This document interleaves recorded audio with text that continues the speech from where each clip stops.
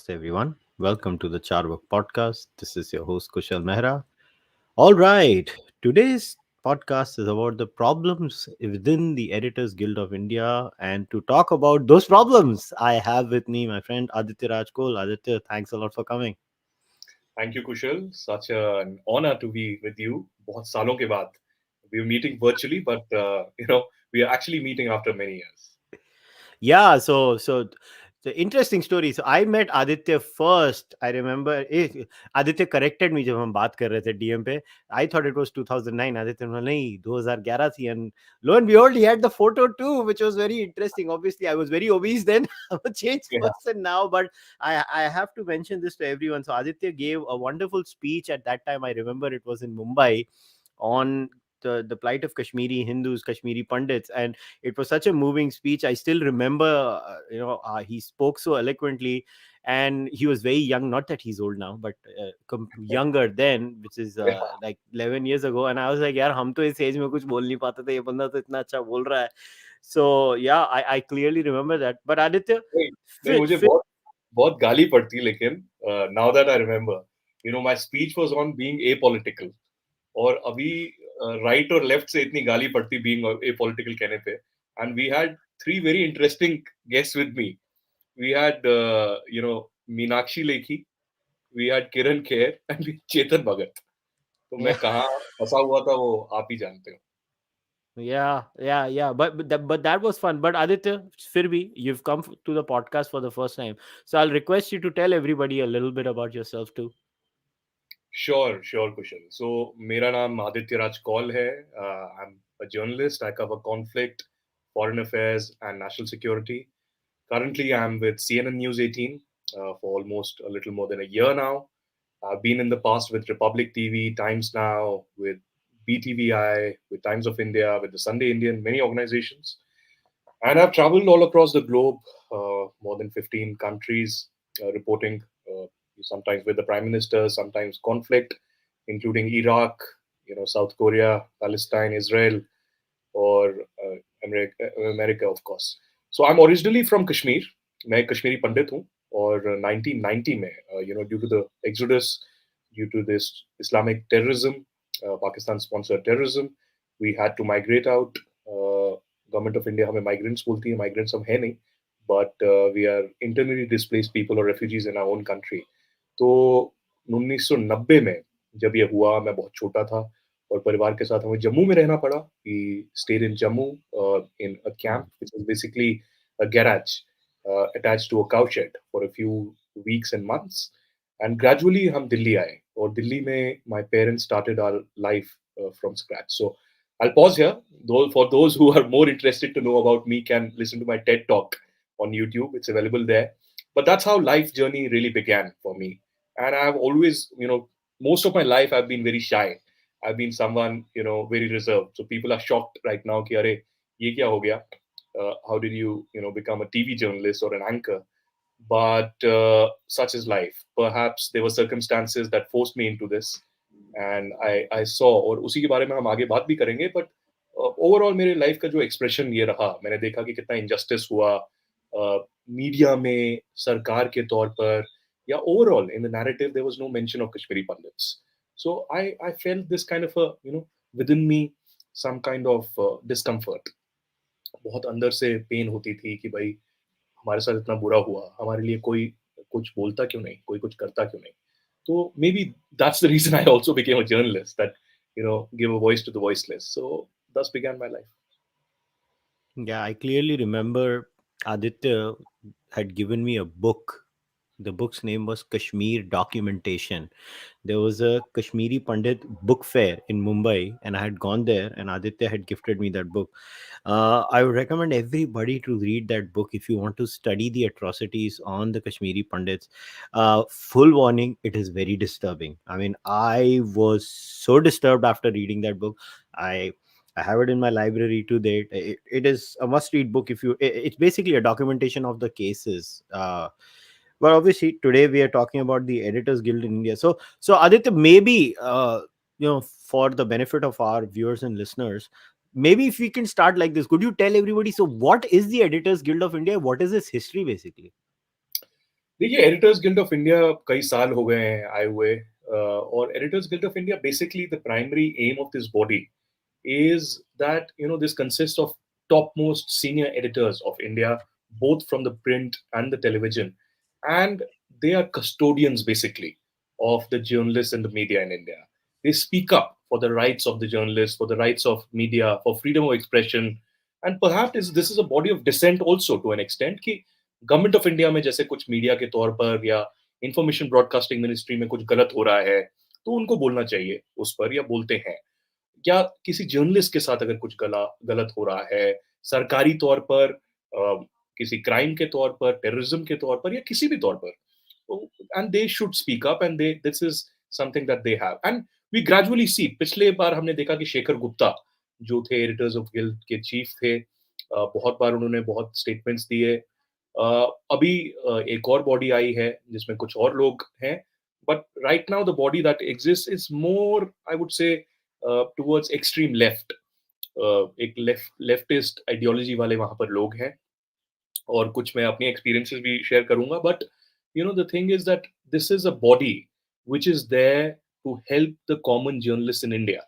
But unfortunately इस पे मैं आगे भी बोलूंगा, what the trend of Indian media has become, not just with this body but the perception of the Indian media is that कि हम दिल्ली में बैठे जो पत्रकार हैं उन्हीं को जर्नलिस्ट समझते हैं। दिल्ली में बैठे जो ऑर्गेनाइजेशंस है, मीडिया टीवी चैनल हैं, अखबार हैं, या बाकी डिजिटल प्लेटफॉर्म्स हैं, उन्हीं को हम जो है मीडिया हाउसेस समझते हैं। जैसे जैसे दिल्ली से दूरी होती है वैसे वैसे मीडिया वालों की आंख की दूरी भी कम होती रहती है, तो वो आगे देख नहीं पाते। ये हम रिपोर्टाज में भी देखते हैं। तो कुशल, आप जब टीवी चैनल देखते हैं या अखबार पढ़ते हैं, वहां ज्यादातर खबरें जो हैं दिल्ली सीमित या दिल्ली के आसपास की सीमित आपको खबरें मिलेंगी। आप जितना दूर जाएंगे, यूपी, हरियाणा, उसके बाद वेस्ट बंगाल, नीचे Hyderabad, Tamil Nadu, Karnataka, unless there is a controversial issue. हिजाब की चलो कंट्रोवर्सी हो गई तो चलिए अखबार में भी आएगा, टीवी में भी आएगा। जम्मू कश्मीर में किसी पत्रकार को अरेस्ट कर लिया तो वो हर जगह आएगा। किसी आतंकवादी ने किसी इनोसेंट को मार दिया तो वो बहुत ही कम हम देखते हैं कि उतना ज्यादा उसकी जो है निंदा होती है। तो unfortunately this bias has creeped in with in the Indian media that I have my self witnessed. मैं कुशल जब आपसे मिला था, मैं कॉलेज में था, 10 साल से ज्यादा हो गए हैं, और उस वक्त मैं पत्रकारिता भी साथ साथ करता था, तो उस वक्त भी मैं देखता था, और उससे पहले जब मैं दिल्ली यूनिवर्सिटी का विद्यार्थी था, so I saw at that time also from a different angle, from an angle of an activist, कि क्या होता है। मैंने 2006 में my claim to fame was कि मैंने कुछ दोस्तों के साथ जस्टिस फॉर प्रियदर्शनी मट्टू एक कैंपेन शुरू की, जिसमें Yes, I Priyadarshini remember. Mattu एक रेप एंड मर्डर विक्टिम थी। वो मुझसे तो बहुत सीनियर होंगी, मैं तो जानता भी नहीं था, ना मैं उनके परिवार को किसी को जानता था। So I just came across it and I was pained, so I started a petition. उन दिनों सोशल मीडिया तो कुछ होता नहीं था, so I started a petition. petitiononline.com होता था, अमेरिका की वेबसाइट थी। उस पे पिटिशन शुरू किया तो CNN और एनडीटीवी और बाकियों ने मुझे कांटेक्ट किया, उस पे स्टोरी हुई, सब कुछ हुआ। और उसके बाद हमने जस्टिस कैंपेन किए, बहुत कुछ किया। लेकिन उसके बाद I will not go detail into Priyadarshini Mattoo case, या बाकी फिर anti caste based reservation campaign भी हमने किया। उस साल के अंत में, 2006 के अंत में, मैंने सोचा कि देखिए भाई, मैंने इतने सारे कैंपेन्स तो किए, और मैं बहुत छोटा था, मैं 17 साल का था उस वक्त, कि हमने कश्मीरी पंडितों के लिए मैंने क्यों नहीं किया। मैं तो खुद एक कश्मीरी पंडित हूँ, so why don't I do something. So I, along with a few friends, started this group called Roots in Kashmir, और उसके तहत हम पूरे भारतवर्ष में और बाहर भी कैंपेन्स करते रहे। एक तो हमने प्रदर्शन करने शुरू किए कि भाई जागरूकता आनी चाहिए। दूसरा, हमने यूनिवर्सिटीज में सेमिनार्स, इवेंट्स, ये सब करने लगे। लेकिन तीसरे सबसे महत्वपूर्ण चीज जो हमने किया, जिसका I am very proud of, is that wherever there was a radical separatist who came to Delhi or any of the metros, we ensured Hmm. that we are there for that event, and we challenge him on the basis of logic, on the basis of an argument, and giving a primary account कि भाई हम कश्मीरी पंडित हैं, आप किस आजादी की बात करते हैं। So in each and every event from कोई भी, चाहे वो मुझे याद है मधु किश्वर ने, आज वो तो उनकी आइडियोलॉजी अभी बदल गई है, लेकिन उस वक्त वो रेडिकल सेपरेटिस्ट के साथ, यासीन मलिक के साथ और बाकियों के साथ उन्होंने एक सिंपोजियम ऑर्गेनाइज किया था नेहरू मेमोरियल में। और वहां पर यासीन मलिक को हमने चैलेंज किया, राम जेठमलानी भी वहां पर थे, बहुत सारे लोग थे। सुशील पंडित मेरे साथ आए, मैं था और कुछ और लोग थे, और हमने हमने चैलेंज किया अच्छे से। तो ऐसे इवेंट्स बहुत सारे हुए। एक बार मुझे याद है 2008 में मैं अरेस्ट भी हो गया था, मैं 2 दिन जेल में भी रहा उसके बाद। But we ensured, but and we used to do it peacefully, as per the constitution, as per the law. लेकिन मुझे कहना ये है आपसे, क्योंकि आपने एडिटर्स गिल्ड की बात की और प्रेस की बात की। जब वो कश्मीरी पंडित एक इवेंट हम करते थे और उसकी प्रेस रिलीज हम देते थे, everybody accepted the press release, but nobody covered it. This was the tragedy. And there is when I realized कि ये मीडिया कितना बायस्ड है। मतलब चलिए, आप, मैं ये नहीं कह रहा कि अखबार के पहले पृष्ठ पर आप हमारी खबर दें। मैं ये भी नहीं कह रहा कि टीवी में ब्रेकिंग न्यूज़ करके हमारी खबर चलाएँ। पर at least at the fag and, कहीं पर अंत में एक एक पैराग्राफ ही हमारे लिए लिख दे कि भई आज ये प्रदर्शन हुआ था, हमने अपना आर्गुमेंट वैसे रखा। तो मुझे धीरे-धीरे समझ आया कि it is basically just TRP driven, daily centric, और जस्ट की जो हवाबाजी जिसकी ज़्यादा है और आइडियोलॉजी के हिसाब से चीज़ें ज़्यादा होती हैं। तो आई स्टार्टेड रियलाइजिंग कि भाई इसमें नहीं है। एक और इंसिडेंट जिसके बाद हम आगे चर्चा करेंगे, जो मेरे साथ हुआ, I think it was 2008-2009। NDTV के एक प्रोड्यूसर मेरे घर आए और उन्होंने बोला कि हम एक बहुत ही स्पेशल इवेंट करना चाहते हैं। 2008 शायद आपको याद होगा कुशल, अमरनाथ मुझे लैंड याद है एक्विजिशन ये। हुई। हाँ, अमरनाथ लैंड एजिटेशन हुई थी और उसके तहत जम्मू और कश्मीर में बहुत ज़्यादा प्रदर्शन हो रहा था। यस, कई दिनों तक, कई यस। हफ्तों तक ये चलता रहा। It was almost almost on communal lines, and Jammu versus Srinagar हो गया था, और जम्मू ने पहली बार इतना साहस दिखाया और कई लोग जो हैं सामने आए कश्मीर के इस्लामिक कट्टरपंथियों के खिलाफ। So what had happened was that this NDTV journalist came to my place, a producer, a young producer, and he said, "Sir, we want to invite you. This particular senior editor wants to invite you for a special show on Kashmir, and we'll fly down specially to Kashmir और वहाँ पर बहुत अच्छे से recording होगी." तो मैंने बहुत अच्छा, मैं आऊँगा। So you'll be the Kashmiri Pandit voice. चलिए भाई, NDTV की आंखें खुल गई हैं, बहुत अच्छी बात है। तो मुझे बोला गया कि अगर आप और भी 5-10 नाम दे दें, तो हम कुछ और को भी बुलाना चाहते हैं। तो मैंने कहा बहुत अच्छा, तो मैंने 10 क्या 15 नाम मैंने उनको लिखवा दिए और 15 नाम के कॉन्टैक्ट्स भी दे दिए। कई दिन हो गए, मुझे कोई कॉन्टैक्ट उसके बाद आया नहीं। ना मेरे को फ़ोन कॉल आया, ना कश्मीर के विज़िट के बारे में कुछ बताया गया। So I just randomly checked once with one of my friends, a close friend who used to work with NDTV at that time. तो मैंने उसको पूछा कि यार तू पता कर कि मुझे तो इसने इनवाइट किया था, फीमेल सीनियर एडिटर। तो मुझे बोला कि यार let me check. So she checked और मुझे बोला कि अरे यार तुझे पता है तुम्हारे साथ क्या हुआ है? ऐसे क्या हुआ है? बोला कि this particular editor did not want you for the show. I said फिर मुझे क्यों कांटेक्ट किया एंड मुझे स्पेशली प्रोड्यूसर को भेजा। तो बोला नहीं नहीं, she wanted to ensure that you or any of your people around you, of the same kind of ideology among the Kashmiri Pandits are not there for the show. तो मैंने बोला यार this is too immature and ऐसा कोई क्यों करेगा? I don't believe this. बोला नहीं नहीं, you trust me. I've spoken to the producers, I've spoken to everyone. He wanted to ensure कि आप आपके ग्रुप के जो एक्टिविज्म के बाकी लोग हैं दिल्ली में या बाहर, और जो प्रोमिनेंट फेसेस उभर के आ रहे हैं, वो कोई भी नहीं आए, क्योंकि आप एक तो चलिए टेररिज्म के खिलाफ बोलते हैं, उसमें कोई प्रॉब्लम नहीं है। आप ये यासीन मलिक और सजाद लोन और बाकी लोगों के खिलाफ भी बोलते हैं, क्योंकि सजाद लोन भी उन दिनों सेपरेटिस्ट थे, बाकी लोग हुँ, थे। हुँ। तो ये जो फीमेल एडिटर थी, ये यासीन मलिक और सजाद लोन को बहुत बड़ा दोस्त मानती थी। तो उन्होंने बोला कि इनके खिलाफ आप बोलते हैं, ओपनली चैलेंज बोलते हैं टीवी पे, तो आप ये वो बर्दाश्त नहीं कर सकते। उसके बाद मुझे स्पेशली रियलाइज़ हुआ कि कैसा ये है, और उन्हीं दिनों मुझे पता है कि एक उसके बाद राडिया गेट कुछ ही टाइम के बाद आया, और उन हुँ, पत्रकार का खासकर जो है चर्चा उसमें रही। और उसके बाद एक बहुत ही प्रोमिनेंट एडिटर थे जिसका, वो भी बहुत ही कंट्रोवर्शियल स्टेटमेंट्स देते थे, आर्टिकल्स लिखते थे, Vinod Mehta. He is hmm, passed away now. But Vinod Mehta को भी इसी तरीके से बैन कर दिया गया एनडीटीवी से। तो मुझे तो बैन कर दिया गया, हालाँकि मुझे पहले चाहे वो सोनिया सिंह हों, विक्रम चंद्रा हों, निधि राजदान हो, सब बुलाते थे। लेकिन उसके बाद इन इस एडिटर ने मुझे बैन कर दिया। तो विनोद मेहता को भी, क्योंकि on the cover page of Outlook magazine he dared to write about the Radia tape, pasting the photograph of this particular journalist, तो मुझे जो है बैन कर दिया गया। तो ये सच्चाई है मीडिया की।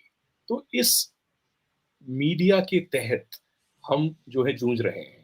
और मैं तो देखिए, I am like a first generation journalist. मेरे तो कोई माई बाप जैसे कहते हैं नहीं है। यहाँ पर एक हुँ, बहुत ही फेमस कहावत अंग्रेजी में है that you need to be either a son and daughter of a bureaucrat or some top person in the government to get a decent job in journalism in Delhi. क्योंकि ऐसा ही ट्रेंड बन गया था, आपको इंटर्नशिप इनिशियली चाहिए तो कोई अगर फोन Hmm. नहीं करेगा सरकार से तो नहीं मिलेगा। बहुत सारे आप एक रिसर्च कर लीजिए, प्रोमिनेंट जो अंग्रेजी चैनल पिछले 15-20 साल से एक्टिव है, नए वाले नहीं, उनमें आप जितने भी सीनियर जर्नलिस्ट हैं, उनका आप कोई भी तार जोड़ें, या तो वो पॉलिटिशियन से कनेक्टेड हैं, या तो वो किसी ब्यूरोक्रेट से कनेक्टेड हैं, या तो कोई ना कोई उनका रिश्ता किसी पावरफुल इंडस्ट्रियलिस्ट के साथ है। तो वही लोग जो है आगे आगे आगे आगे, या फिर उनके पेरेंट्स या कोई grandparents are top journalists और top functionaries in the government and then they have proceeded. तो मेरा तो ऐसा कोई भी ये नहीं था, और उल्टा मेरा केस ऐसा था, I was an activist in college, an activist that too on Kashmir issue where I was very vocal against terrorism and separatism. Yeah. और मुझे एक्टिविज्म से जर्नलिज्म में जाना था। तो जितने भी एडिटर से मैं बात करता था वो हंसते थे, वो कहते थे यार ये तो हमने देखा है कि पत्रकार एक्टिविस्ट बन जाता है, journalist becomes an activist very easily, but an activist becoming a journalist is a rare thing and you might face a lot of challenges. तो वो चैलेंजेस भी मुझे I faced, and I would say I proudly say that I face them bravely.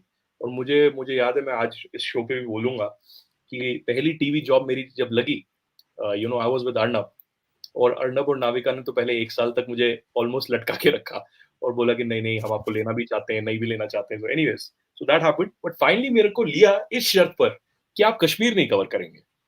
तो मैंने बोला कि कश्मीर नहीं cover करूंगा, मतलब कश्मीर तो मेरा in some ways my most of the contacts are in Kashmir, I can get you exclusive stories and breaking news and etcetera from Kashmir. तो उन्होंने बोला नहीं नहीं नहीं नहीं, हमें थोड़ा सा ये है, हमें लोगों ने बोला आप कश्मीर पे बहुत वोकल रहे हैं, so you might be biased on Kashmir. Yeah, Arnab and Navika ने मुझे बोला, but I proved them wrong later, and I'll be honest कि Arnab and Navika both supported me at that time. They gave me a lot of opportunities.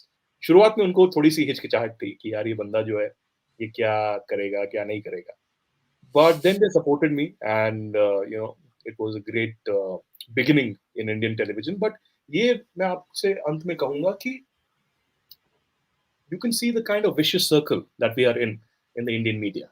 तो इसी का बना है editors guild, और एडिटर्स गिल्ड अनफॉर्चुनेटली अब ideological basis पर अपने डिसीजन मेकिंग करता है, कुछ भी करता है तो आइडियोलॉजी के बेसिस पे होता है। अब उड़ीसा में कोई पत्रकार नक्सल के हमले में मर जाता है, या उसकी गर्दन काट दी जाती है, या कुछ भी होता है, लिंच कर Hmm. दिया जाता है, वो तो कोई स्टेटमेंट नहीं आता। हम केरला में अगर किसी जर्नलिस्ट को देखते हैं कि वो बेचारा मर जाता है just because he is from a very local daily और लोकल मीडिया हाउस, अ वर्निकुलर मीडिया हाउस, तो एडिटर्स गिल्ड कोई बात ही नहीं करता। तो ये editors guild unfortunately has become a kind of an elitist organization of a certain few in the Lutyens Delhi circle, unfortunately. I have no problem. मैं ideology की भी मुझे कोई प्रॉब्लम नहीं है, चलिए आप राइटिस्ट हैं, लेफ्टिस्ट हैं, सेंट्रिस्ट हैं, माओइस्ट हैं, कोई भी चक्कर नहीं है, लेकिन at least you represent a body.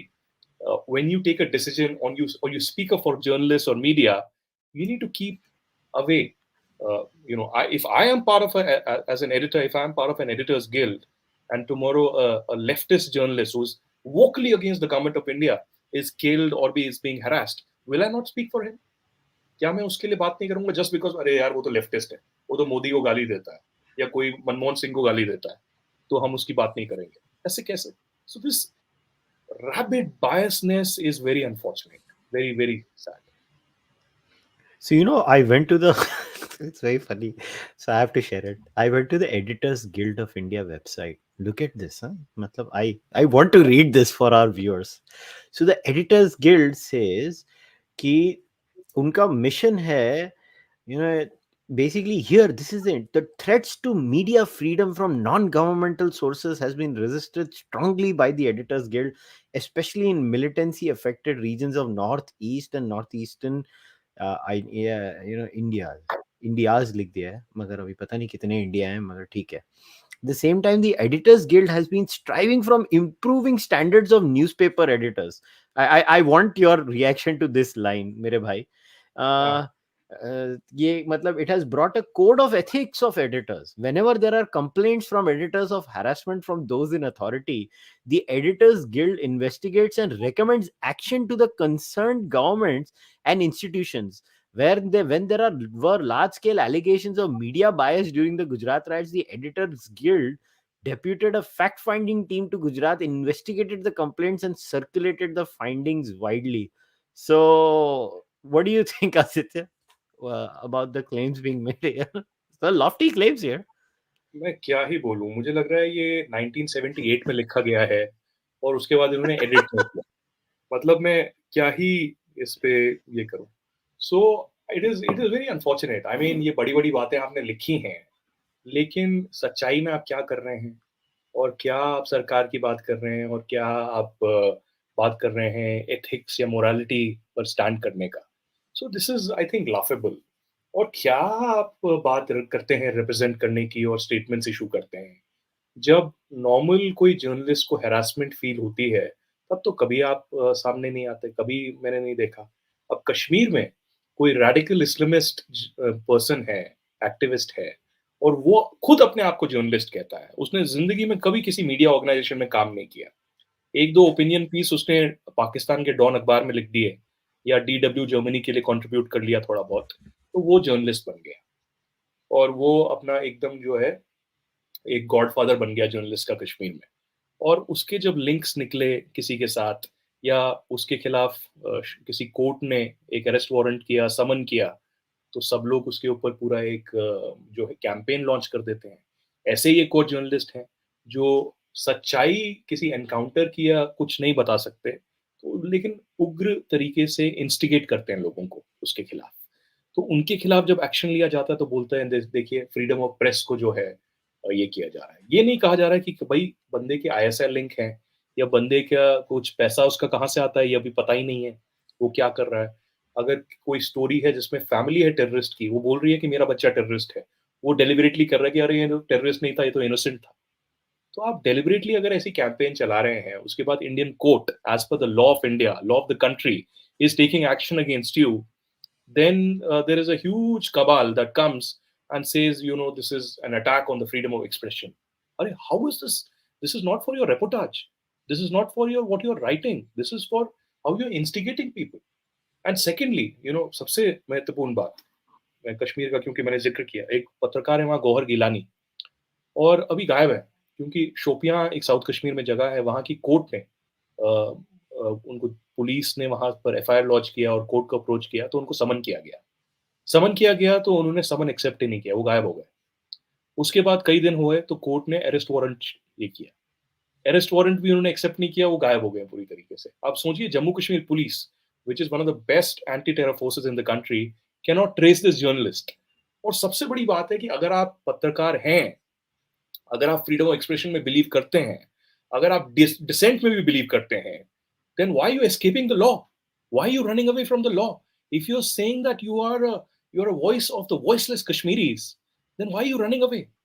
Why are you in a bunker somewhere, and perhaps some agency is helping you out? This is the reality of a part of journalism also and part of Editors Guild also.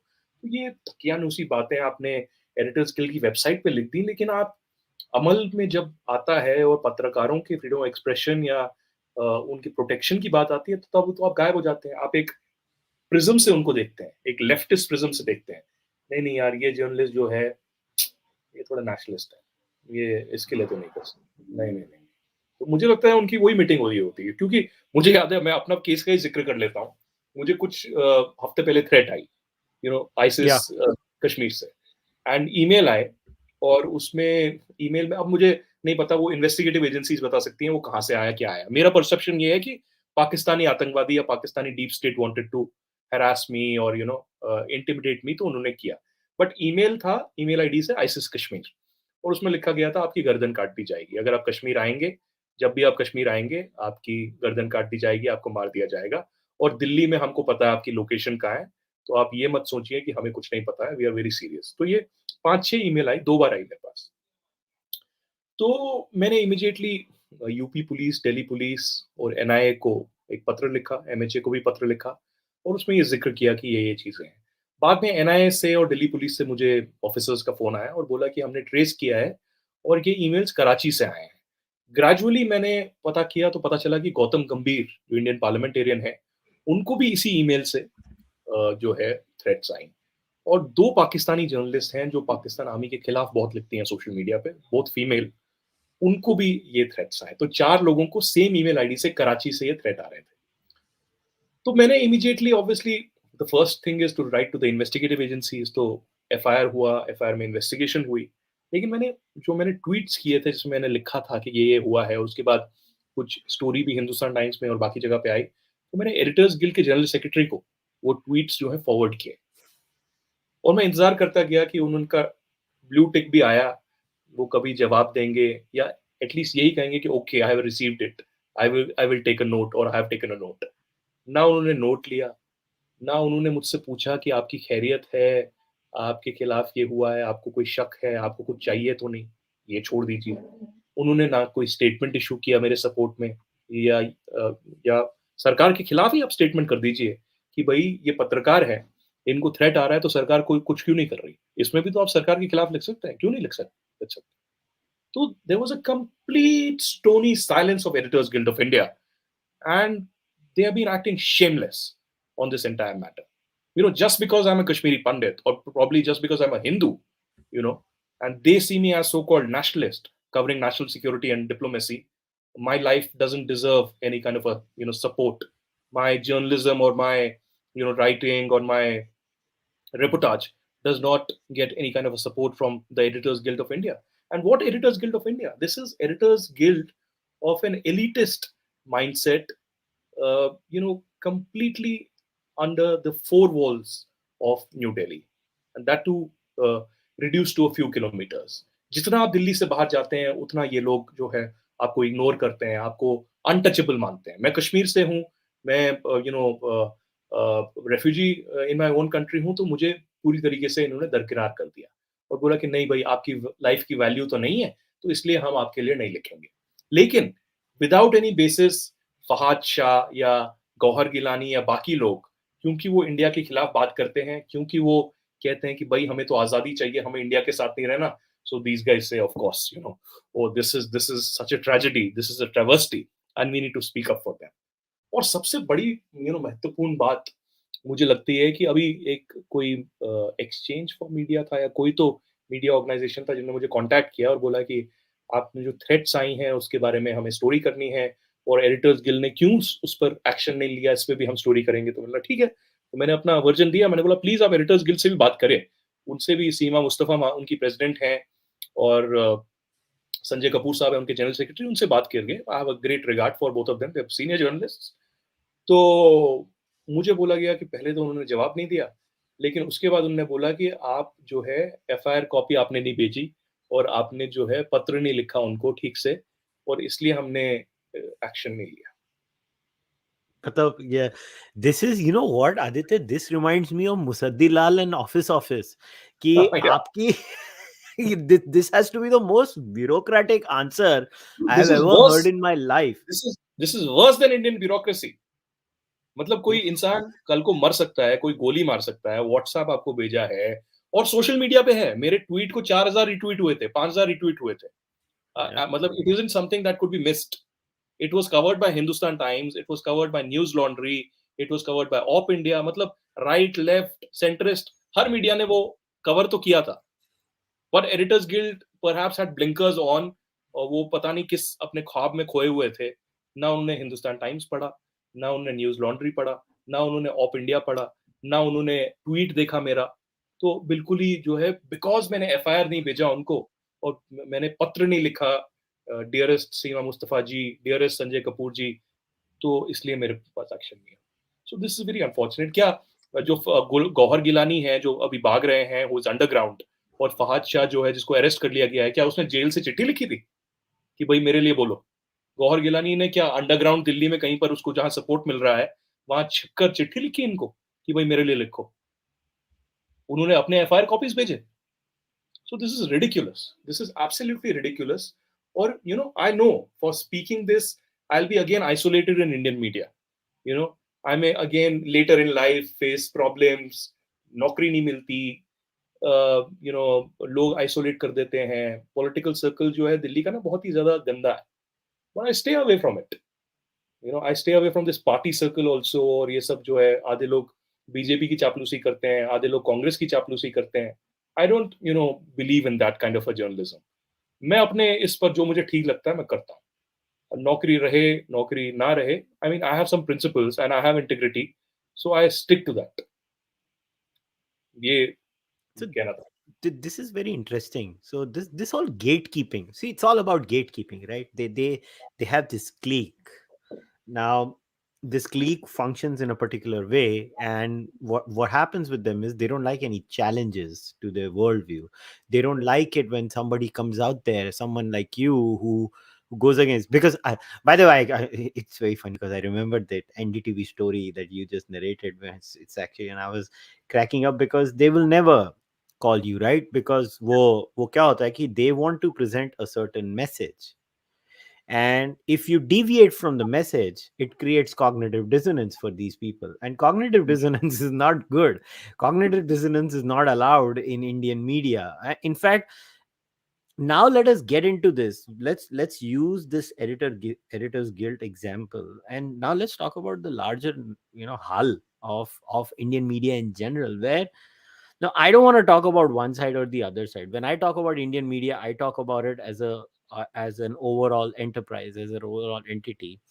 And this is what I see as a consumer of news. Look, I'm not a producer or a generator of news, right? I'm just someone who watches news channel. But full disclosure, I don't I mean, I have not seen a news debate for the last 7 or 8 years, and I think my happiness quotient has increased. That's a separate issue. But if I was to Kushal, this is I have a confession to make also before you ask the question. I have worked in television for almost 10 years now.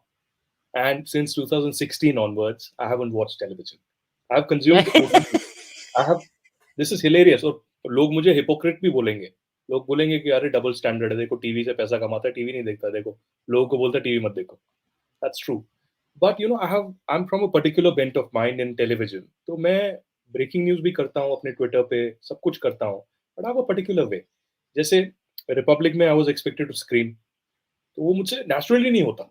मतलब मैं obviously when there is a very emotional story या कुछ ऐसा होता है, so I can put out my thoughts etcetera in in such a way. लेकिन normally जब मैं एंकरिंग कर रहा हूँ या रिपोर्टिंग करता हूँ, मैं चिल्ला नहीं सकता। I mean there are other incidents that I can narrate later. अभी शो पे नई कंट्रोवर्सी अलग हो जाएगी कि क्या अर्नब ने तुम्हें चिल्लाने को बोला था। ऐसा नहीं था।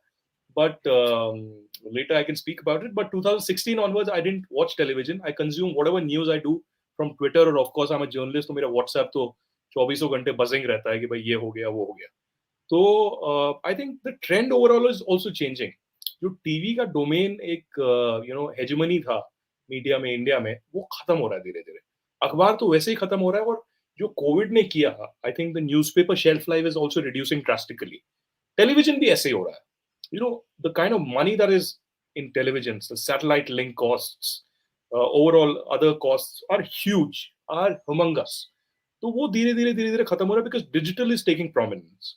So there are a lot of digital apps that are coming in, news consuming apps that are coming in, and अगले 5-10 साल में तो हम जबरदस्त एक चेंज देखेंगे where the television cameras and will shift completely. एक और बात मैं कहूँ, हमारी ओबी वैन्स होती थी टेलीविजन चैनल में, so those OB vans are also reducing now because there are lakhs that are wasted on OB vans every day. और वो छतरी वाली गाड़ी देखते थे जिससे जो है जर्नलिस्ट पत्रकार लाइव करते थे। 26/11 में आपने मुंबई के बाहर देखा होगा, या बाकी जितने भी बड़े इवेंट्स होते हैं वहां होता है। So now there is an Israeli this machine of a live view, जो एक छोटी सी लाइव व्यू मशीन है, उससे लाइव होता है। या best is I have an iPhone in my hand, और इसी से मैं एक ऐप से जो है लाइव कर लेता हूँ। So I just want to mention this for the knowledge of our viewers. I hope मैं आपके व्यूअर्स को बोर ना No, करूं। no, no, no. It's good. But so what I wanted to know is that when this level of gatekeeping happens, या then how does a person who is, let's say, by nature a truth seeker, right?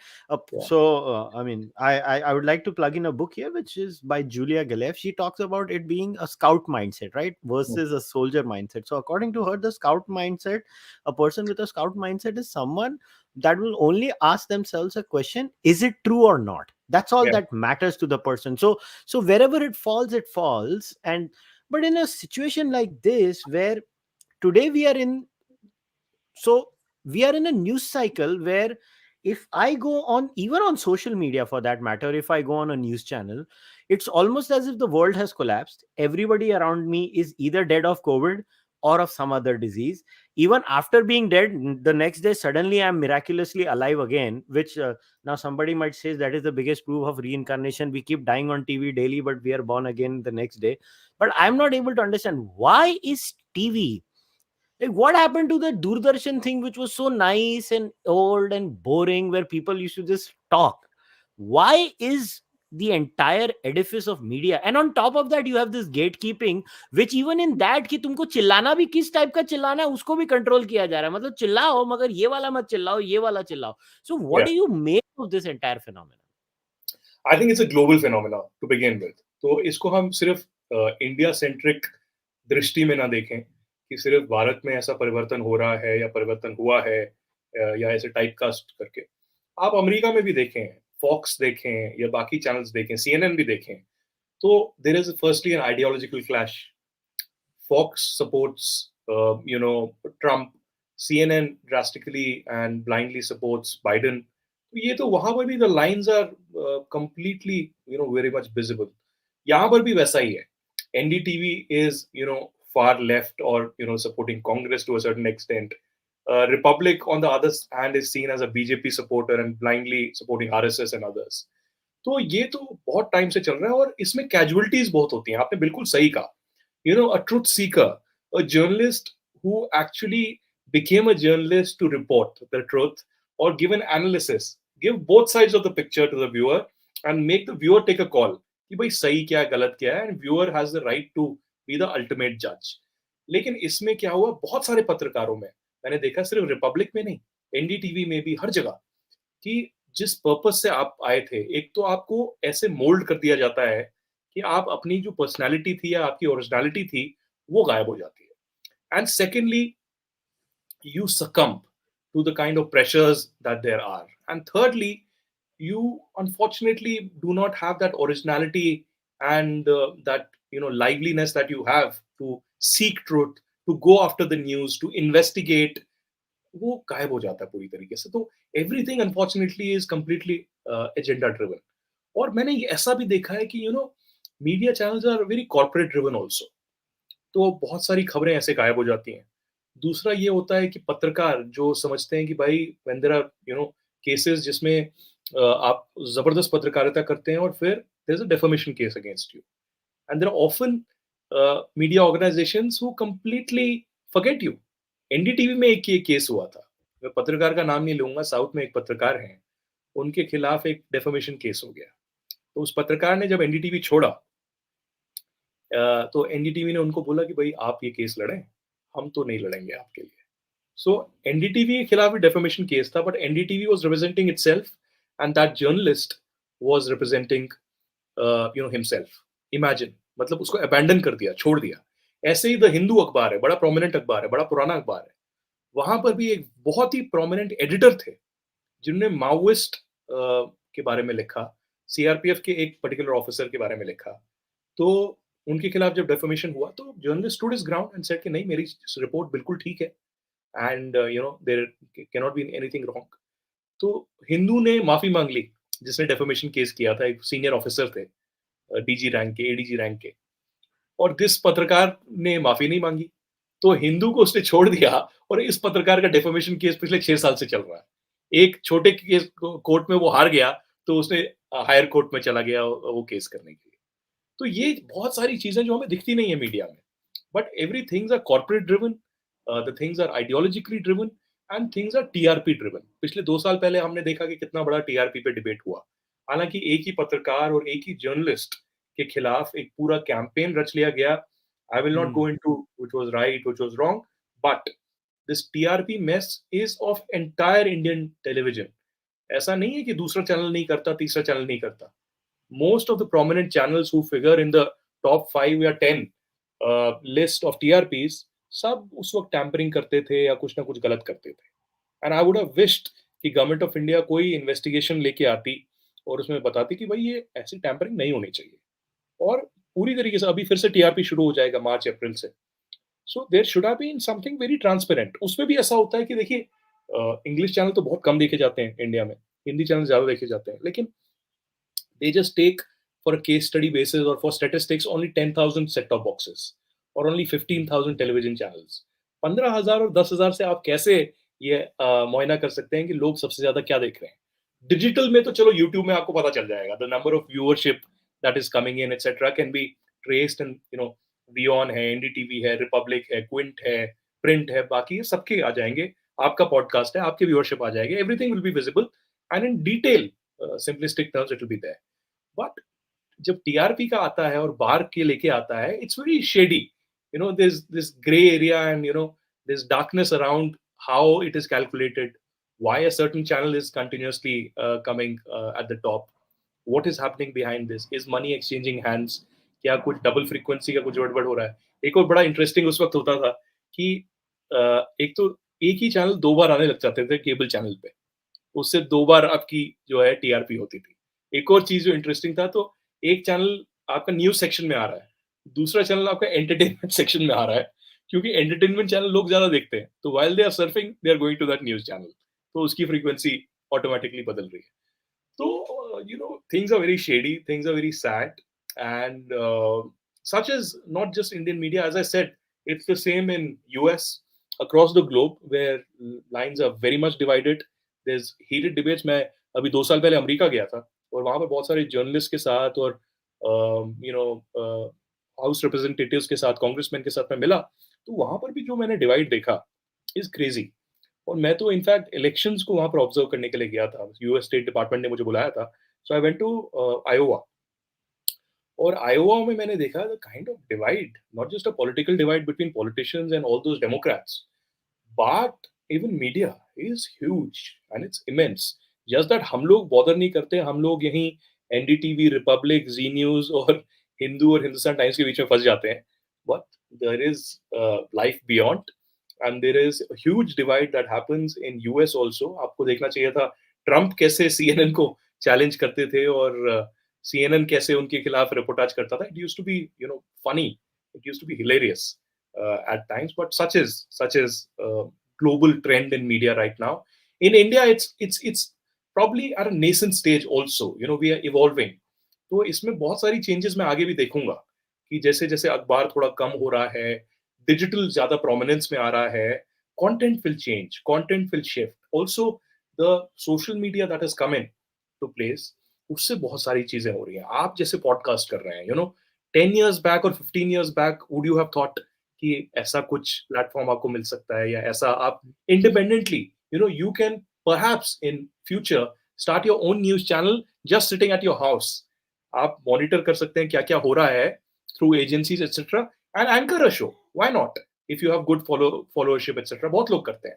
तो these things are changing, media, particularly the digital media, is evolving, so a lot of shift and balance will completely tilt in the future weeks, but these problems, these tremors continuously remain right now, and even the ruling government, the opposition, everybody knows। आप ये देखिए कि पिछले चुनाव जो होने थे 2019 में, उसमें एक चैनल उभर के आया इलेक्शन से पहले, और ये एक मानसिकता है इंडिया में कि whenever there are state elections और सेंट्रल इलेक्शंस, एक दो तीन नए चैनल आ जाते हैं। ये चाहे वो बीजेपी को सपोर्ट कर रहे हो, कांग्रेस को सपोर्ट कर रहे हो, समाजवादी पार्टी को कर रहे हो, किसी को भी, they come up. But this was a very prominent channel by, I think by Kapil Sibal, और he was the founder and funder of the channel. जैसे ही इलेक्शन खत्म हुए, कांग्रेस हार गई, वो चैनल बंद हो गया। Can you imagine? I mean there were senior journalist working for the channel, I mean, including, I think, Barkha Dutt and Karan Thapar and many others were working for that channel.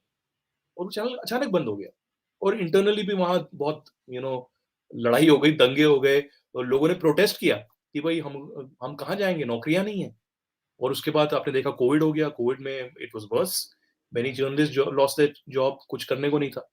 तो ये चीजें लोगों को पता नहीं लगती कि कैसा पॉलिटिकल टिल्ट है, कैसी चीजें हैं, कैसे माइक्रो मैनेज हो रही हैं चीजें, ऑपोजिशन से भी, गवर्नमेंट से भी, but this remains a problem. You know, actually, this is asked by someone who is viewing us live also. It's a good question, and I think it fits in perfectly.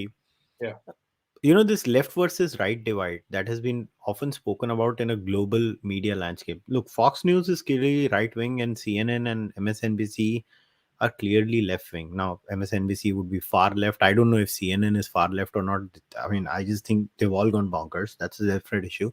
But in India, do you think that left versus right paradigm really works? Because Indian journalism, I don't understand. It's not policy driven, right? It's party affiliation driven. There is no real policy thing. Or do you think the editors are still like more in India in general? I'm not saying about specific, and nor am I asking you names here. I'm talking about the larger landscape. Do you think news houses and editors and things are actually, do they really care about policies in India? Like there is, because Indian politics is pretty much left wing, even including the BJP, right, on most issues. Even the most educated journalists in India who claim that हम policy issues पे बात करते हैं, हम तो policy change में बात करते हैं, but deep down, when you actually look into that media house or that particular journalist or that particular editor, you will find there is some kind of either a backing or a bias, या कुछ ideological impressions are very much visible. तो ये धारणा कि policy driven चीजें यहाँ पर हैं, I think is wrong. I don't think it is policy driven entirely. To certain extent, yes, there are debates that happen here and there on policy, and there are many commentators who speak very, importantly on policy. But I think it's more so party driven. You are very much right. मैं तो in fact एक politician के घर से अभी दिन में आ रहा हूँ लंच करके, और वहाँ पर उन्होंने ईयरली, यहाँ पर क्या होता है कि मैं ज़्यादातर जाता नहीं हूँ, but yearly many politicians, including ministers and opposition leaders, organize lunch or a dinner for journalists, in which many senior editors go and there's an interaction which is very healthy. तो मैं ज़्यादातर जाता नहीं हूँ, साल में एक या दो के यहाँ मैं मुश्किल से जाता हूँगा. So I just went in there. तो वहाँ पर कांग्रेस के एक नेता थे, वहाँ पर मैंने लंच किया एंड आई केम बैक.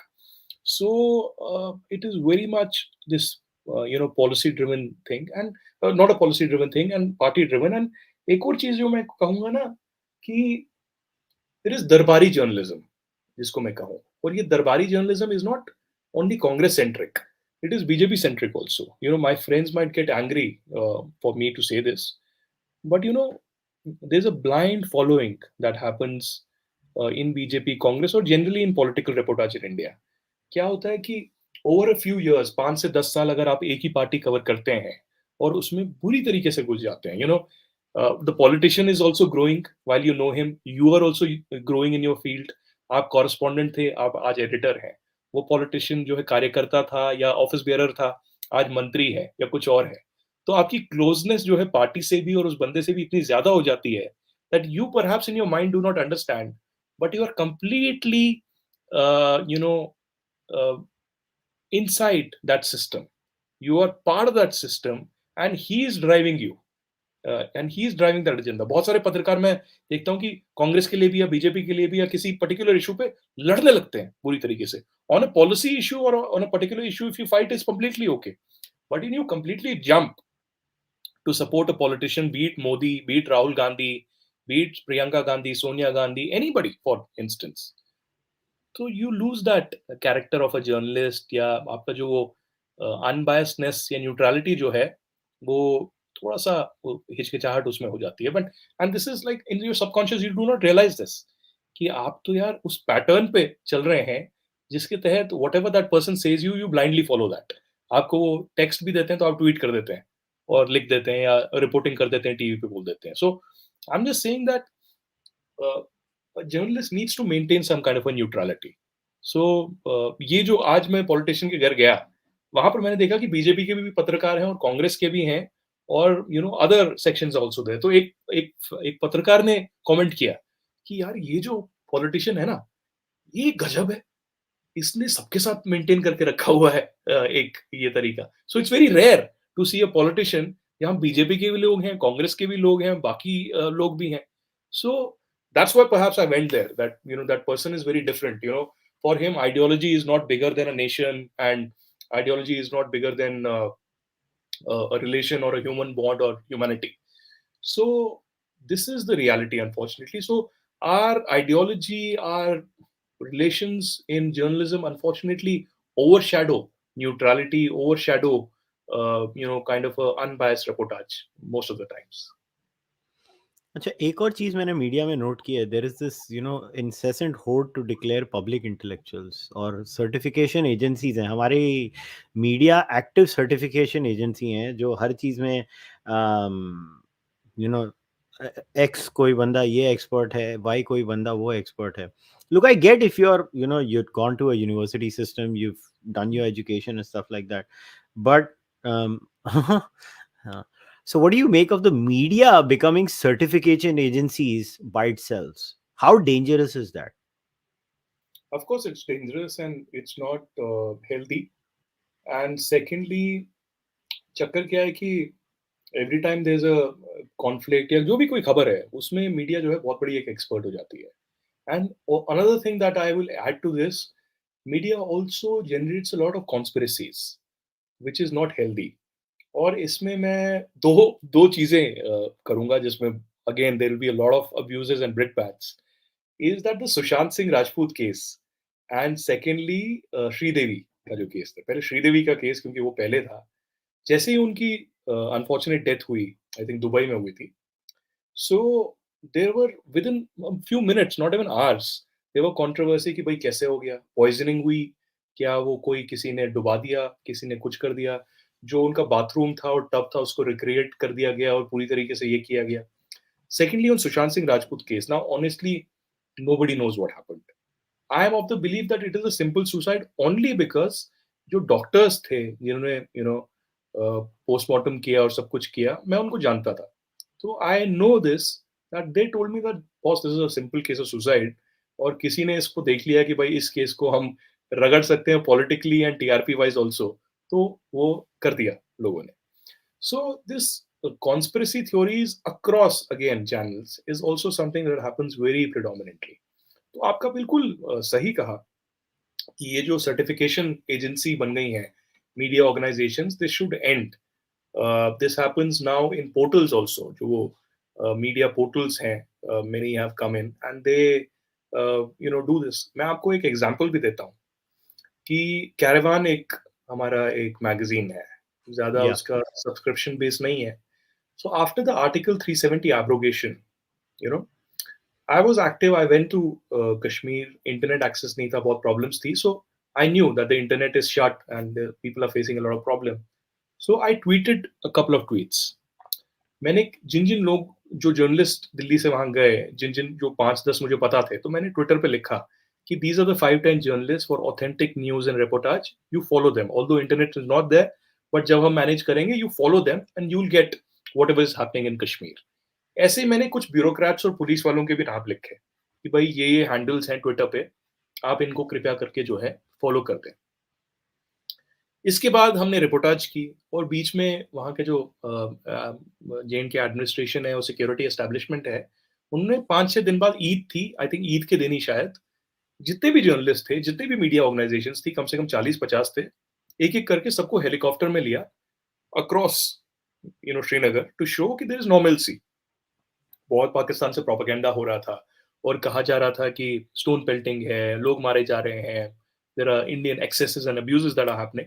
तो for that matter each and every leftist media organisation, rightist, national channel, local, everybody was taken. अब जब मैं दिल्ली वापस आया 2 हफ्ते के बाद, एक आध महीने के बाद, हमने देखा कैरावान ने कवर स्टोरी की, और उसमें मुझे एक और मेरे पत्रकार साथी हैं राहुल पंडिता, एक और हैं आरती दिक्कू सिंह, सबको जो है नाम से लिख के बोला कि these are agents of Indian government. और Oh.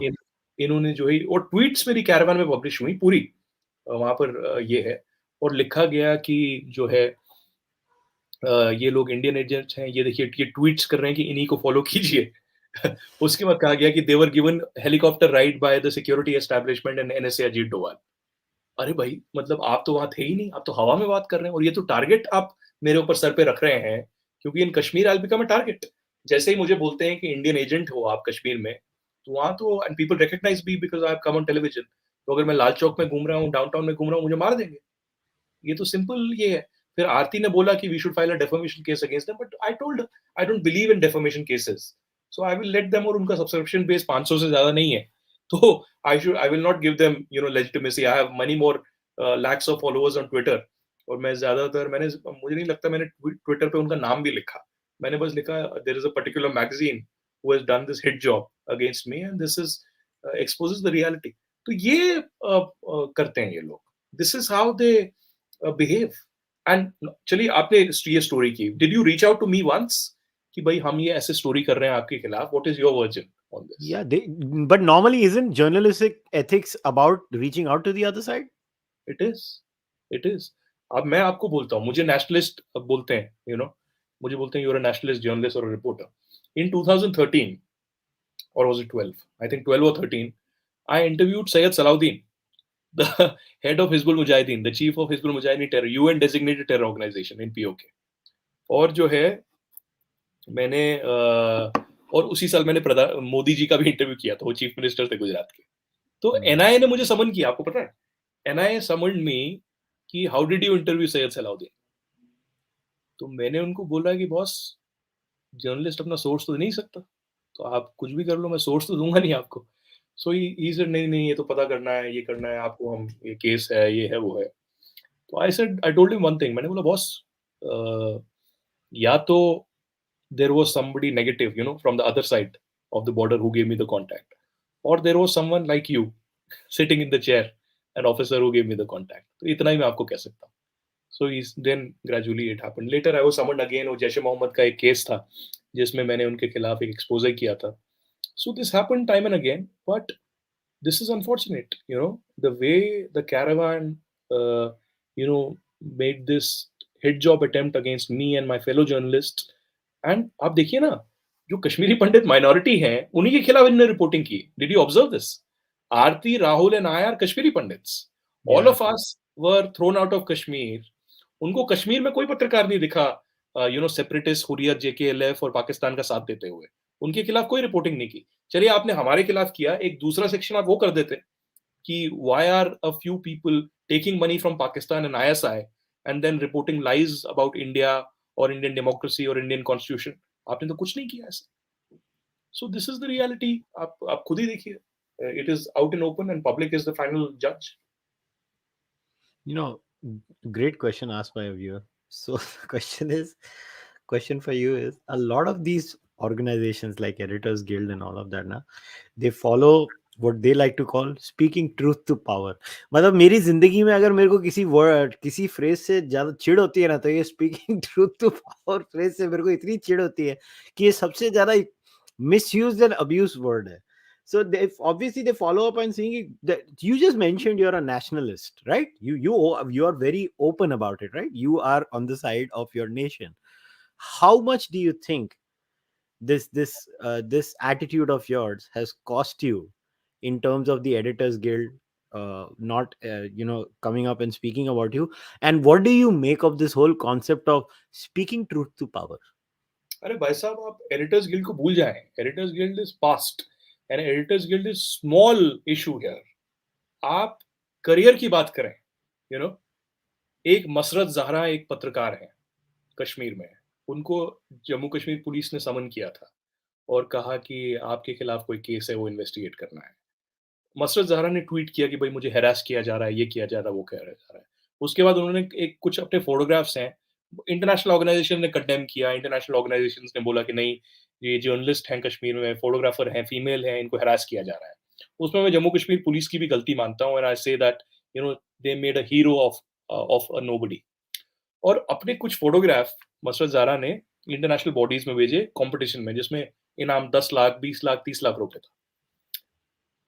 और कश्मीर में कंट्रोवर्सी छिड़ी कि भाई इनका तो ये फोटोग्राफ है ही नहीं जो इन्होंने जीता है, ये तो किसी और का फोटोग्राफ था। तो वहां पर ऐसा ये षड्यंत्र था गया। तो मेरे को बोलना सिर्फ ये है, मुझे नहीं पता सच क्या है झूठ क्या है, but I am just saying here that if I was against India, if I was against Indian government, and with being against Indian government, I do not mean only dissent. I mean vociferously against Indian constitution, supporting secession, supporting Maoists, and supporting Kashmiri radical separatists and perhaps Pakistani ISI. आपको पता है मैं कहाँ होता अभी? अरे मैं आपके पॉडकास्ट में बैठा होता। मैं तो अमेरिका के न्यूयॉर्क टाइम्स के एडिटोरियल लिख रहा होता। मैं तो अल जजीरा में अभी एंकरिंग कर रहा होता। मैं बीबीसी की एंकरिंग कर रहा होता। I would have been in London or Qatar or New York or Washington DC right now. So I have seen this personally over the last 2 decades, especially. You are a nobody. You are not even a creative genius. You have no experience in reportage. You just mentioned you've been in a conflict zone. You're from this particular community, and bang, you have instant access. You have instant success. So this is what happens. और ये बहुत ज्यादा मैंने देखा है, बहुत ज्यादा. और बायस भी बहुत है. मैं कितने वाकई आपको बता सकता हूँ. 370 के बाद मुझे अल जजीरा ने कांटेक्ट किया और बोला कि हमने आपके ट्वीट देखे जिसमें आप अल जजीरा को क्वेश्चन पूछ रहे हैं और कह रहे हैं कि हमारा बायस है, चलिए हम आपको इंटरव्यू करना चाहते हैं. तो मैंने सोचा भाई क्या बात है, अल जजीरा मुझे इंटरव्यू करना चाहता है. आए मेरे घर, आधे घंटे 1 घंटे मेरा इंटरव्यू लिया 370 के बाद कश्मीर की हालत के ऊपर. तो मैंने उनको वो स्टेटिस्टिक्स बोले. मैंने बोला चलिए ठीक है, you are saying that human rights violation and ये, let's just stick to 1 month after 370 और 2 months आफ्टर 370. उस वक्त 1 महीना ही हुआ था शायद. And tell me what violence और व्हाट टेररिज्म और व्हाट किलिंग्स हैव हैपेंड. और उस वक्त सिर्फ एक ही चीज हुई थी, प्रोटेस्ट भी कोई नहीं हुआ था. उस वक्त एक ही चीज हुई थी कि कुछ ट्रक ड्राइवर थे बेचारे पंजाब के और यूपी के, उनको आतंकवादियों ने नॉर्थ कश्मीर में मार दिया था. और ये इन्होंने रिपोर्टिंग में कहीं दिखाया नहीं. So I asked them, I said, you will create a huge issue out of nothing. You will create a huge mountain of a molehill. The question here is कि भाई इनोसेंट्स को, ट्रक ड्राइवर्स को जो trade के लिए आए हैं, उनका कोई पॉलिटिकल बिलीफ भी नहीं है, उनको आप मार देते हैं आतंकवादी. इस पर आप कहीं रिपोर्टिंग, आप आधे घंटे का आपका शो है, आप 30 सेकंड 1 मिनट ही दिखा दीजिए. नहीं किया. मुझे 1 घंटे का मेरा इंटरव्यू लिया एंड वुड यू बिलीव कितना चलाया उन्होंने? एक मिनट भी पूरा नहीं. क्या बात कर रहा है? 1 मिनट भी पूरा नहीं मेरा इंटरव्यू चला है उस पूरे शो में. उसमें बस एक जगह दिखाया कि मैं ऐसा बोल रहा हूँ, आई एम क्वेश्चनिंग अल जजीरा, और उसके बाद पूरा शो मेरे खिलाफ ये था कि how I am wrong. So this is what happens. Then they contacted me again during जो दिल्ली राइट्स का पूरा ये हुआ था, उस वक्त भी उन्होंने ये किया. उस वक्त मैंने मीडिया को भी क्वेश्चन किया, इंडियन मीडिया को भी क्वेश्चन किया कि भाई ये गलत है, वो गलत है. लेकिन this is what happens, they don't give the whole picture. They don't, there is, और उसमें एंगल है, बहुत सारे एंगल है. अल जजीरा की आप बैकिंग देखिए कहाँ से आते हैं, क्या सपोर्ट है, क्या स्ट्रक्चर है. न्यूयॉर्क टाइम्स की फंडिंग कहाँ से आती है, बीबीसी की कहाँ से आती है, उनका क्या बेंट ऑफ माइंड है, एजेंसीज कहाँ पर रोल प्ले करती हैं, इंडिया के साथ बायलैटरल रिलेशंस कैसे, there are many things involved, and that is what causes a lot of problem. तो अगर मैं एंटी स्टेट होता, एंटी एस्टैब्लिशमेंट पूरी तरीके से होता, because I am anti establishment. मैं, आप देखें, सरकार के खिलाफ भी बहुत बार लिखता हूँ और उसके लिए मुझे प्रॉब्लम्स भी हुई हैं बहुत बार, और मैं उसके बारे में भी लिखूंगा, खासकर बीजेपी सरकार के खिलाफ. लेकिन being against the Indian constitution, Indian democracy, Indian parliament, and the Indian ethos, even Indian secularism, for instance, is not being anti-establishment. आप अगर कहते हैं भारत तेरे टुकड़े होंगे इंशाल्लाह इंशाल्लाह, that doesn't mean dissent. That doesn't mean कि भाई आप एंटी एस्टेब्लिशमेंट हैं. ओ भाई, अरे क्या जबरदस्त आपने काम कर दिया. That's not. That's going against the state, and the state will act with all its force and might against you, and should. I was one of the first journalists to cover that JNU, that fiasco, and I was the first journalist to, realize, and perhaps Delhi police first time got to know कि भाई उमर खालिद भाई साहब के पिता जो हैं वो सिन्नी में थे और सिन्नी के वहां पर जो है चीफ रहे. So I have nothing against Umar Khalid or Kanhaiya or anybody, but I'm just mentioning कि ये, this is not dissent.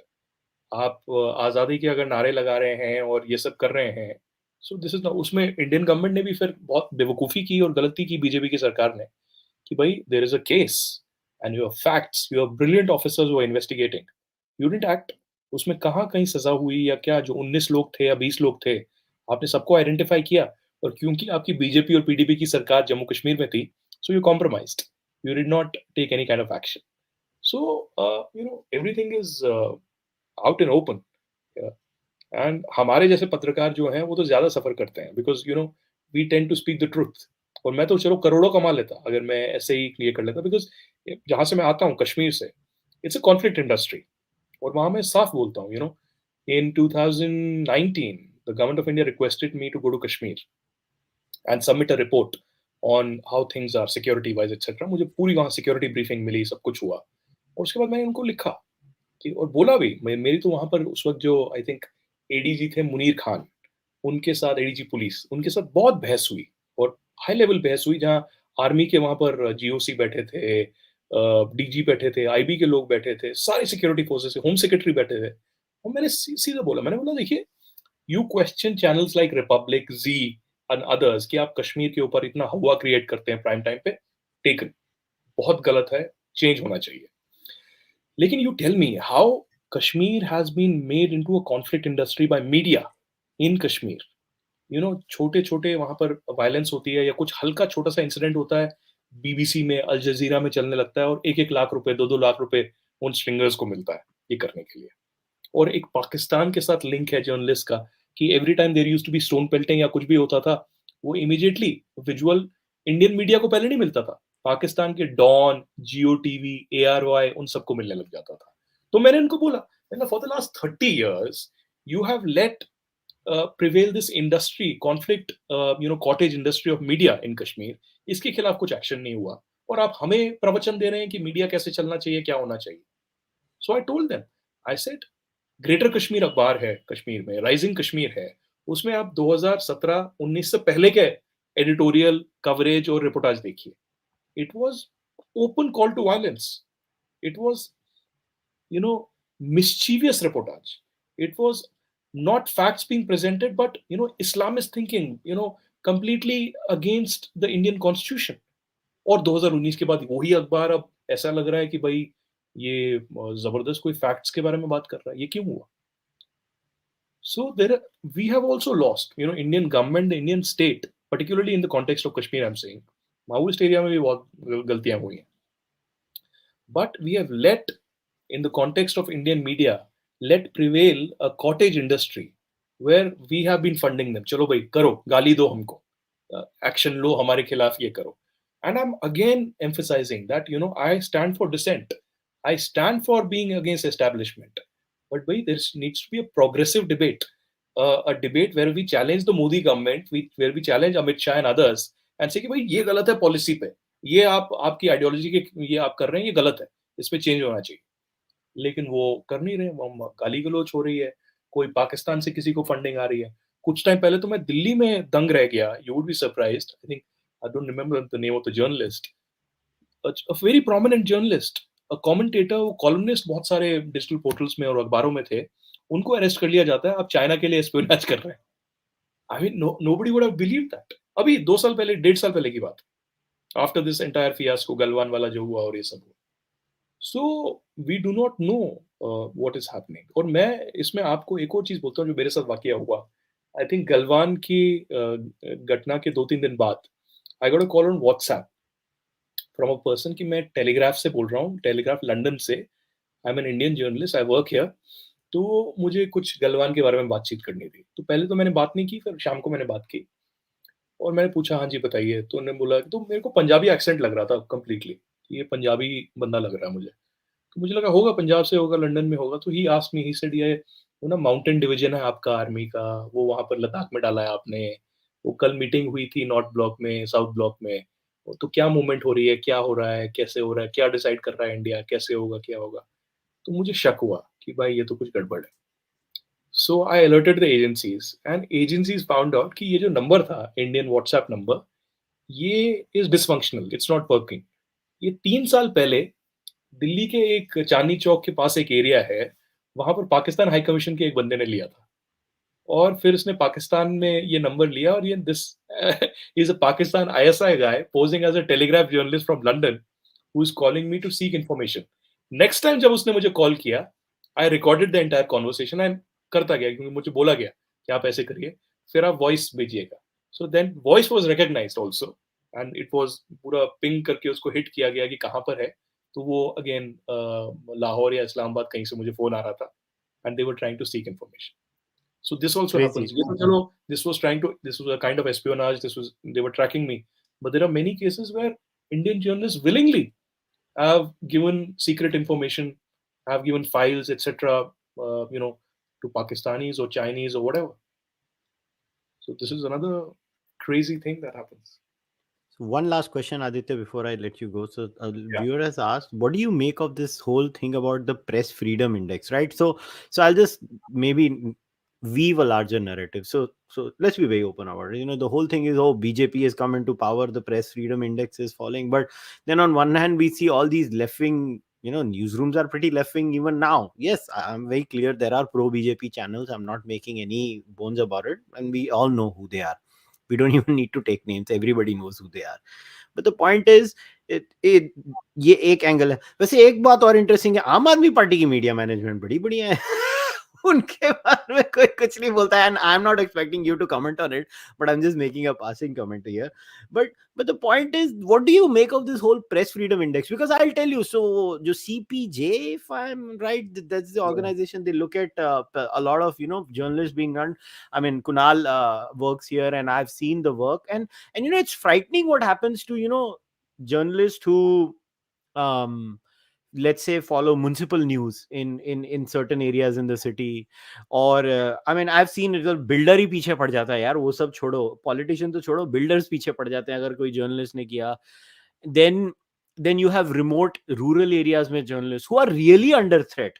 Like, they are really really under threat. So what do you make of this overall general scenario when it comes to press freedom in India? पहले तो आपके जो आम आदमी party पे आपने सवाल पूछा उसमें मैं ये बता दूं कि what happens is that each and every political party, चाहे वो कांग्रेस की, बीजेपी की, आम आदमी पार्टी की हो, so there are ads that go, there is an ad revenue which is huge, particularly for television channels in print it is huge, और उससे मोल्ड होती हैं चीजें. तो आप जैसे ही देखते हैं कि ये पत्रकार या ये टीवी चैनल या ये कुछ करता है तो उसका आप बंद कर देते हैं. तो ये मैंने बीजेपी की सरकार में भी देखा है, आम आदमी पार्टी केस में भी देखा है और कांग्रेस केस में भी देखा है. तो इसमें all the political parties are on the same page. इसमें कोई सारे एक डिवीजन साथ. नहीं है, कोई किसी का कोई कुछ नहीं है. तो सब लोग ये करते हैं कि मोल्ड करने के लिए, टिल्ट करने के लिए, एक इंटिमिडेशन करने के लिए. और क्योंकि पैसा बहुत बड़ा होता है इसका जो आता है, तो आपको सैलरीज देनी है, आपको टेक्निकल कॉस्ट हैं, आपके बहुत सारी चीजें हैं. तो जैसे ही ये बंद हो जाता है, यू रियलाइज कि भाई ये तो गड़बड़ हो गया, इसमें तो कुछ करना पड़ेगा. So one is this. Secondly, what you had asked me. Can you come again? Press What was freedom. it? Press freedom, yeah. Press freedom. So press freedom pe firstly, to begin with, as a journalist, as a reporter, as an editor, I firstly sympathize and empathize with each and every journalist in India or globally who are harassed, who are killed, you know, completely across ideologies. I have complete sympathy with them and I stand with them in solidarity. सबसे पहला मेरा सवाल आपसे है, जो ये press index ये चीज है, अगर ये है भी सच्चाई है, अगर अच्छे से इन्वेस्टिगेट हुआ है, स्टैटिस्टिक्स हैं सामने, what is the editors Guild of India doing? आप तो Nothing. हमारी वैल्यूज को, हमारी जिंदगी को, हमारे करियर को आप बचाने के लिए वहां पर हैं. आप, you are the voice of the journalist of India, of media houses. So why aren't you trying to change it? How much pressure have you taken upon your shoulders to question the government of India और question the system and the question the policies over the years? Again मैं कहना चाहे वो पहले UPA की सरकार में हुआ हो, अभी एनडीए की सरकार में हुआ हो. So it is absolute failure of organisations like editors Guild of India. अब मुझे बोलेंगे नहीं नहीं, हम भी तो पत्रकार हैं, हम क्या कर सकते हैं? भाई मैं ये नहीं कह रहा कि आपको ही सब कुछ करना है, लेकिन at least widen your horizon beyond new Delhi. आप अपने ब्लिंकर्स हटा के बाहर भी तो देखें, क्योंकि ज्यादातर जो केसेस हैं दिल्ली में नहीं होते, बिहार में होते हैं, यूपी में होते हैं. As far as you go from a particular place, Orissa में होते हैं, जैसे अभी एक माओइस्ट ने मारा था जर्नलिस्ट को. सो Editors Guild of India is responsible for it. they are the voice of the journalists of India and editors of India. So वहां पर बायस है. आप पर्टिकुलर केस में अपनी आइडियोलॉजी के हिसाब से देखते हैं कि भाई मुझे फहाद शाह और गौर गिलानी के लिए बोलना है, तो मैं स्टेटमेंट जो है इशू कर दूंगा. लेकिन किसी दूर का पत्रकार है, बेचारा कोई जानता भी नहीं है, कोई नाम अजीब सा है, किसी पता नहीं कौन सी ऑर्गेनाइजेशन के लिए, क्यों कोई करे, कोई मीडिया में भी कवर नहीं करेगा, कहीं नाम नहीं आएगा हमारा, तो क्यों करे? So this is the bent of mind, this is the reality of the Editors Guild of India, and this is the reality of India. And I feel ashamed. और अगर मैं ऐसा ओहदा लूंगा कल कभी, तो और मैं अगर कुछ ना कर पाऊं, तो I feel embarrassed and ashamed कि भाई ऐसा कोई पत्रकार है जिसके लिए मैं बोल नहीं पाया. So I think even if I don't believe this press index is honestly, आप पाकिस्तान की हालत देखें, अफगानिस्तान की हालत देखें, उनके लिए तो कोई कुछ नहीं बोलता. इवन आप प्रेस इंडेक्स छोड़ दीजिए, माइनॉरिटीज के साथ क्या बदतर चीजें होती हैं, क्रिश्चियंस के साथ, सिख के साथ, हिंदुओं के साथ, that is not reported widely. सब भूल जाते हैं. जो पाकिस्तान से इतने सारे केसेस आते हैं और उसमें सीए होता है तो आप हल्ला कर देते हैं। अरे भाई वो माइनॉरिटीज हैं, वो जाएंगी कहाँ? So this is very unfortunate. And even if this press index, I say this again, is true, then the Editors Guild of India should take up the responsibility upon their shoulders and speak up. वो leftist या rightist या centrist वाले vision से अपने वो जो है चश्मा हटाना पड़ेगा उनको। और ये हम आगे भी देखेंगे क्योंकि मैं तो अभी तो आप ये ट्विटर पे थोड़ा सा एक्टिव है तो you chose this topic and we discussed. ये मैं 15-20 सालों से देख रहा हूँ। ये जब हम कुशल हम मिले भी थे पहली बार, उससे भी पहले से देख रहा हूँ। और इन ये जो पत्रकार हैं कुछ एडिटर्स गिल्ड के, इनके आप फेसबुक पोस्ट देखिए, इनके आप काइंड ऑफ आर्टिकल्स और उसमें ओपिनियन पीसेस और टिल्ट देखें, तो आपको समझ आएगा कि ये क्यों चीजें नहीं कर रहे हैं। आप इनके हाथ इमीडिएटली बंद क्यों जाते हैं? Some of them are very fine journalist and very senior journalist and I have respect for them. चलिए आप किसी आइडियोलॉजी के अंदर ही आप फंसे हुए हैं या आपने अपने आप को बंद कर दिया है, वो आपकी जिंदगी है, आपका ये है। लेकिन दूसरे की जिंदगी आप कॉम्प्रोमाइज मत करिए ना। एक पत्रकार जब आता है किसी उद्देश्य से आता है, तो उसका आता है कि मतलब his vision is to change things, कि मेरी कलम जो है चीजें बदलेंगी। लेकिन आप उसी पत्रकार को कहते हैं नहीं भाई, तुम तो खास नहीं हो कुछ, तुम हमारी आइडियोलॉजी में बिलीव नहीं करते, तुमको अगर कोई हरास कर रहा है तो तुम जाओ यहाँ से। सो this is very very unfortunate, very I would से terrible tragic thinking among the editors Guild of India. ये तो ये हुआ कि मेरे साथ उन्होंने नहीं बोला, so I spoke up on Twitter and we spoke about it. But अगर आप भी नहीं करते या ट्विटर पे कुछ लोग हल्ला नहीं करते तो it would have been again forgotten. और कल को फिर से एडिटर्स गिल्ड मेरे ऊपर ही डाल देगा कि भाई आपने एफआईआर नहीं भेजा, आपने हमको चिट्ठी नहीं लिखी डियर सर करके। तो this is unfortunate, this is sad, this is very very मतलब क्या बोलूं मैं, बहुत ही घटिया ये चीज है कि आप अपने ही पत्रकारों के लिए आप खड़े नहीं हो रहे। कल को कोई मार देगा, और मैंने तो अभी भी बोला कि आप इंतजार कर रहे हैं कि कोई आतंकवादी मुझे मारे और उसके बाद ही आप बोलेंगे, और तब भी आप बोलें कि ना बोलें उस पर भी मुझे डाउट है। Well, first of all, I hope you stay healthy and happy for a very long time. You do a lot of good work, but I hear your pain, and that's why if you remember, जब तूने tweet किया था, मैंने immediately तेरे को DM किया, यार इसके बारे में बात करनी पड़ेगी, एडिटर्स गिल्ड का क्या चालू है तमाशा। Because look, I don't know about others, but at least through my channel and through my podcast, I try to talk about issues that should mean something to us as citizens. I don't fall for the daily hashtag. मैं वो daily hashtag देखता नहीं हूँ, वो जिनको करना है वो कर लें।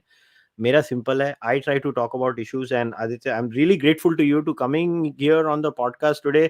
By the way, I'm guilty as charged, तुझे बहुत पहले आना चाहिए था, तो वो गलती मेरी है। नहीं नहीं, ऐसी कोई बात नहीं। But I follow your shows, you get amazing guests, और आपके पॉडकास्ट पे लोग आते हैं, बहुत आप फ्रीली बात करते हैं। I saw the one with Abhijit also, and in fact Abhijit is texting me, वो किसी शादी में बैठा हुआ है बट हमारा शो देख रहा है। So it's really great. अगर अभिजीत हमारा शो देख रहा है देन यू हैव अराइव्ड कुशल। या सो पता नहीं अभिजीत क्या हरकतें कर रहा होगा, as मतलब वो यहाँ तो डांस नहीं कर रहा हो, बस last time you you miss Abhijit and I had met, it led to some weird things, so let's just put it you missed all the fun, you missed all the fun. yeah, yeah. So guys, we'll end today's show. So once again, please follow Aditya on Twitter. In the description of the podcast, it doesn't matter if you're going to be listening to the audio version or you're listening to this version on YouTube or viewing it on YouTube. Please follow him on Twitter. Aditya is, I know him for a while, and there are very few journalists that I respect. Aditya is one of them. In India, it's very hard to respect a journalist. I don't know why I'm saying this, but I'm saying this. We are on the Unfortunately, same page on that. but he, the word I'm looking for when I talk about Aditya, and I don't say this because he's on the podcast right now, I would say this behind his back also, is that he's authentic. जो भी है मुंह पे बोलेगा, and he genuinely doesn't care beyond a point. He's never cared. Journalism is based on what I would like to say careerism. A lot of journalists end up being careerists. Now, this is one guy who's not one. So if we as viewers who consume content that Aditya generates through various other news channels, it's our job to follow people like Aditya, because if you care for the truth, let me tell you, when COVID hit us during the second wave, this guy was tweeting every single thing out day in and day out. Now things are happening in Ukraine, he'll do it again. So there are very few journalists who actually feel for people in a true way, and it's our job. अभी मैं तो चलो content generator बन गया by accident, but still I'm still telling all of you as average consumers, you need such journalists in the country, नहीं तो जिस दिशा में हमारा देश जा रहा है उसका सत्यानाश हो जाएगा. We'll end today's podcast on that note. Once again, I'd like to thank Aditya for coming on the podcast, and please support the Cārvāka podcast. This is the aim of the podcast. We try to have honest discussions over here. So please subscribe to the channel, like the video, leave your comments, and support me either through the membership program on YouTube or on Patreon, or you can buy the merch and once again, follow Aditya on Twitter. And I'll see you guys next time. Until then, take care. Bye bye.